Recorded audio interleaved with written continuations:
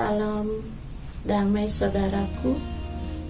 Saat ini jumpa lagi dengan saya di channel ini. Saat ini saya mau berbicara sedikit tentang Alkitab. Alkitab adalah kitab suci, sering juga disebut dengan istilah Injil, khususnya di kalangan umat lain. Alkitab dibagi atas dua bagian utama, yaitu Perjanjian Baru dan Perjanjian Lama. Bagian-bagian utama ini disebut perjanjian karena Allah membuat perjanjian pada manusia. Pertama, antara Musa dengan bangsa Israel. Kedua, antara Yesus dengan seluruh umat manusia. Sebagian besar kitab Perjanjian Lama ditulis dalam bahasa Ibrani, saudaraku. Ada juga beberapa bagian yang ditulis dalam bahasa Arab, seperti ayat-ayat tertentu dalam kitab Nabi Daniel. Sementara kitab Perjanjian Baru ditulis dalam bahasa Yunani.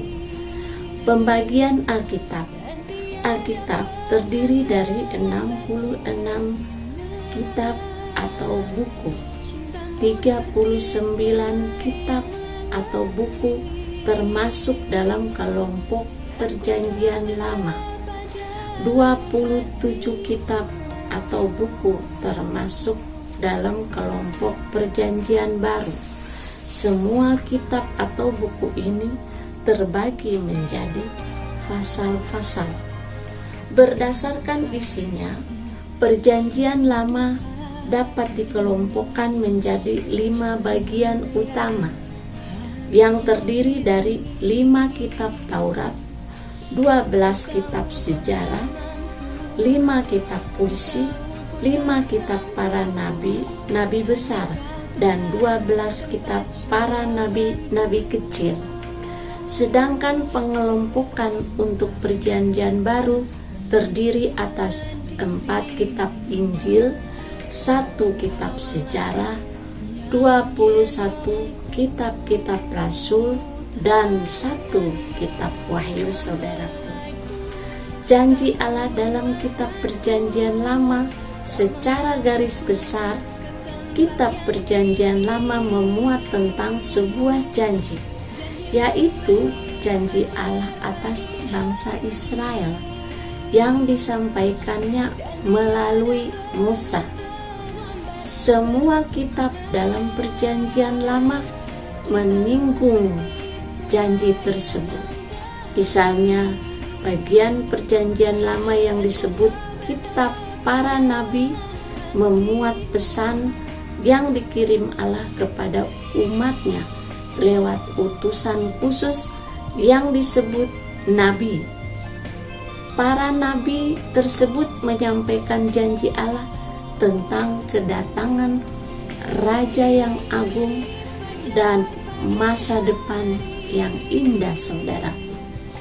Salah satu janji atau nubuatnya adalah, sebab seorang anak telah lahir untuk kita, seorang putra telah diberikan untuk kita, lambang pemerintahan ada di atas bahunya, dan namanya disebutkan orang-orang, yaitu Penasehat Ajaib, Allah yang perkasa, Bapa yang kekal, Raja Damai.